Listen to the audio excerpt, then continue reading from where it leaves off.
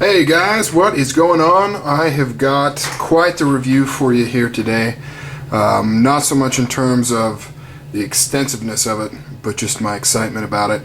I've got my first Rob Dalton designed automatic here. I would consider this a semi-custom knife. And if you've been watching my channel, you've seen the little preview I did yesterday actually. I did that preview because my son's been sick and I got this in the mail, had to show it off, but I wasn't sure when I was going to be able to find some time to actually talk about it. Turns out he's doing great today, so no problems there, so I've got time to talk about it. First off, if you'll notice here, we've got the classic Dalton net here, plastic net, and from what I've seen, it looks like these have been packaged this way for quite some time. I've seen some of his really older models come with these. Now my question is, I don't know if there is any sort of boxing aside from this, or if this is it. So if anybody knows how a brand new Dalton would come, please let me know. I bought this second hand from somebody else. So it didn't come with a box, and frankly I haven't seen a lot of these being sold, or any being sold with boxes, so that leads me to think that this might be the only packaging these Daltons come with. Now when I say semi-custom, here is my definition of semi-custom, and I think it's probably going to be the majority. So you may say, what's the difference between a custom blade and a semi-custom blade, or a semi-custom blade and a production blade? And what I consider a semi-custom blade is, obviously you're dealing with a limited run, but it's going to be more than a custom run. I mean, a custom is anywhere from 1 to 10 to 20. Maybe you could stretch that a little bit more, but generally very small production run of a unique design. A production blade, a full production blade, obviously you have a design and there's hundreds of thousands, hundreds and or thousands being produced. So a semi-custom to me falls in between there, and that is where you have an independent design, but that has a run larger than a custom run. So maybe there's 50, maybe there's 100, 200, 300, 400, 500, whatever the case may be. And the difference being between a production blade or a sprint run, I guess is what I'm meaning to say. So a sprint or limited edition is that a sprint or limited edition is typically an offshoot of a production design. So it's, the military with a different kind of scales, different kind of steel, something of that nature, but it's still the military design. At its core, it is a production knife in terms of design and functionality. They've just jazzed it up with a few features. Only did a limited run of those. This here is different in that this is it. This design only exists as Rob Dalton Tiger 1, and I don't know the full amount produced, but I'm almost 100% sure it's under 500. It's not a tweak on a different design that's been produced more. This is it. This is all he's done with this design. And this comes in a few different colors. I've seen orange and I've seen green in terms of the scales. And that brings me to Robbie Dalton himself. He's kind of a mysterious fellow, or at least as far as I'm concerned. I've tried doing some research to try and dig up some info on him. I've tried to find out what he looks like, some of his history, and it's really hard to find information on him. He must be a fairly secretive guy. I know he's been doing knives since about 98. I've kind of perused the catalog of knives he's done to get a taste of his style, and as I mentioned before in a different video, he's been under fire over the last few years for some very controversial designs, one of which I have actually purchased today, so that'll be coming in the mail at some point. I'll show it to you guys. It's not on the high list of the controversial knives, but it's definitely part of what he's produced over the last few years that's really raised some eyebrows. And I'll talk a little bit more about that when I actually talk about that knife. This here, though, does not fall into that category. This came out in about 2004, I believe. It's an automatic knife like most of his knives, if not all. I think he may have done a few manuals. I could be incorrect, but definitely the majority of his knives are side openers or OTF automatics.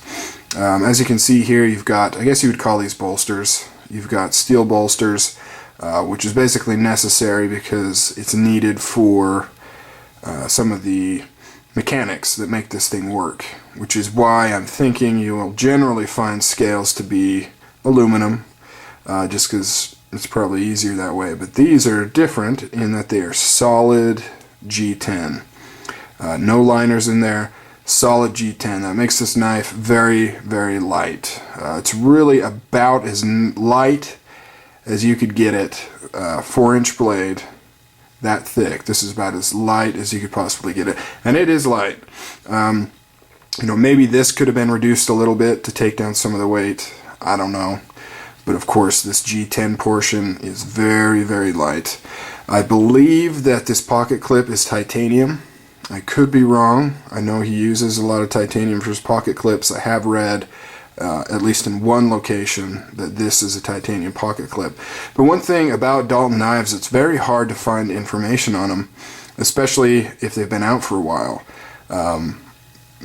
Just trying to find information on this Tiger 1 is like pulling teeth. You find a few old ads that were selling them possibly, not a ton of information on them. So really all I have for you guys is just the basics. Like I said, you've got a 4-inch bead blasted blade made out of ATS 34 steel, which I believe is all he ever used. It's an older steel. It's a Japanese steel, and from what I've read about it, it's actually a very good all-around steel. And I've heard it being compared to basically as being the Japanese version of 154 CM. And that the properties of both of them are very, very, very, very, very close. In fact, almost identical. And 154 CM we are a lot more familiar with here, and very good steel. So even though the ATS 34 has kind of been around for a while, it's not an eye-popping, wow, the latest, awesome steel on the market.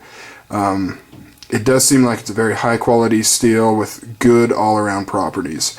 Which is really what you want in an automatic, because the sheer nature of the mechanics of it means it takes a lot of shock. I mean, this thing flies open, it smacks that pin right there, which stops it and sets the locking mechanism into the groove to prevent it from going backwards or forwards.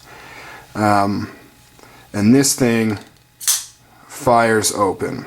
And with these light handles here, you got to make sure to have a really good grip on it, or else this sucker will fly out of your hands. For instance, if I just kind of pinch it and open it, it really rockets back. Now, aside from kind of the specs that I've talked about, I just kind of want to talk about aesthetics. This is one of the, in my opinion, this is one of the better looking Dalton knives I've come across.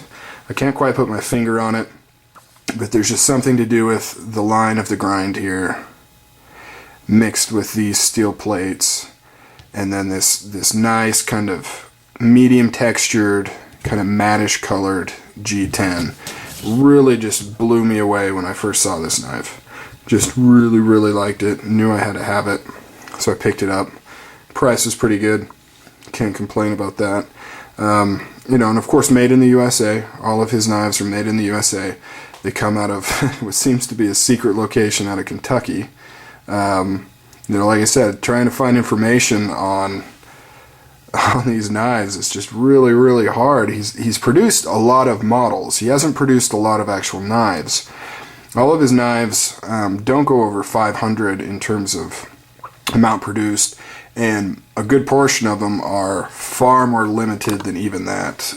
We're talking 10, 20, 50, pretty low. He produces a lot of different designs, but he does not produce the crap out of them.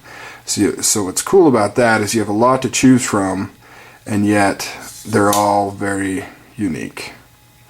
The next thing I want to talk about is, aside from how it looks and how it functions, which is great.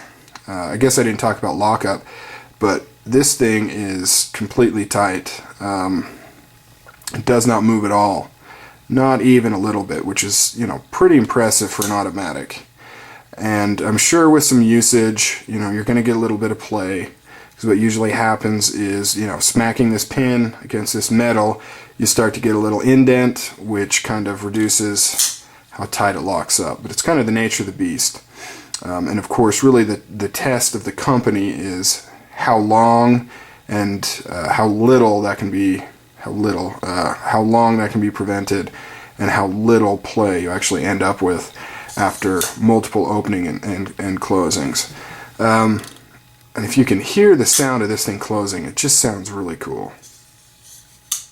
Just the way that scrapes against that G10, and it sounds like you can practically hear that spring kind of compress into place. It's just really, really cool. The button is pretty inset. If you can see there, it is actually inset. It's not even flush. And surprisingly, he kind of took a different approach here. Usually this is going the other direction. Usually you have the button up here and kind of the little trail, because it allows your thumb to kind of get up in there. So it's kind of, kind of weird he chose that, because it doesn't really function like it's supposed to. I mean, the idea of this teardrop shape is to give you better access to the button without making it any more likely to fire really on accident. But by switching it's kind of pointless. He could have just completely circled this off, not had this trailing piece, and it would have functioned the exact same. So I am kind of interested. I really would have liked to have seen this reversed so that it could function as a button assistant, because that button is kind of hard to get to. Thankfully there's no safety on this. You definitely wouldn't need it, because you've really got to get in there. You really can't just press it with your thumb too well. You've got to really kind of squash it in there, or angle up and get the tip in. Aside from that, I see this as a very usable tactical blade. It's got a 4-inch blade.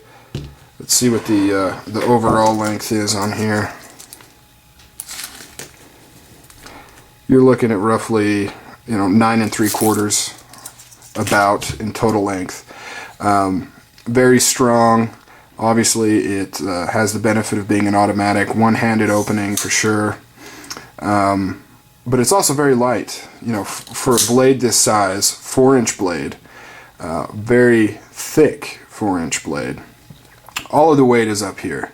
It does kind of make it a little off balance, but I think because of these steel plates here, it kind of makes up for it. Because, putting your finger right here, you still get backwards weight. So really the balance point is about like right there, which is fine. That's right where your index finger goes. I think that's an excellent place for the balance point to be. As far as grip goes on this, it's not super grippy. It does kind of have this little bit of a curved choil here. Gives you a great place to wrap your fingers around, so you can get a really good squeeze. However, this G10 is not super grippy. There's no jimping, but I don't see that as being any sort of an issue, because you are able to just squeeze the living crap out of that. Getting your finger in here, even though it doesn't look like much to put your finger into, really you don't need that much more. So I think this would function very well as an actual using tactical blade, or even just a utility blade. A little big for an EDC, but if you're going to a party or something and want to impress your friends, why not?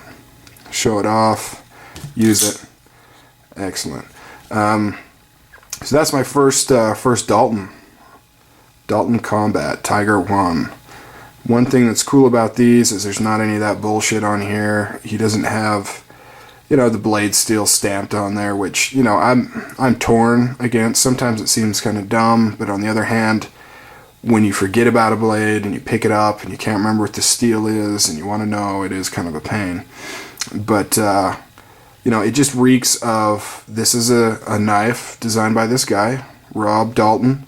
He had it produced in, I'm assuming, a pretty small little factory workshop for your owning pleasure, and that's pretty awesome. One of the few custom, semi-custom knife makers that still offer a very affordable price. So whether I'm not going to say agree with, I think most of us would not agree with some of the stuff, some of the innuendos and flat out blatant designs he's produced recently. If you can get away from that, if you can kind of put that aside, he has produced over his career some extremely awesome looking and awesome working knives that you can get at a great price. And I'm going to talk more about this controversial phase and my opinion on it. I have quite a different opinion than I'd say most people do about Dalton's little crazy couple years and some of the stuff he's done. And I think to better illustrate that would be to show you the knife that I have coming from that period. But that's it for the Tiger One. But seriously, you should check out some of his stuff. It's really cool. You can pick it up at fairly good prices. All right, catch you guys later. Bye.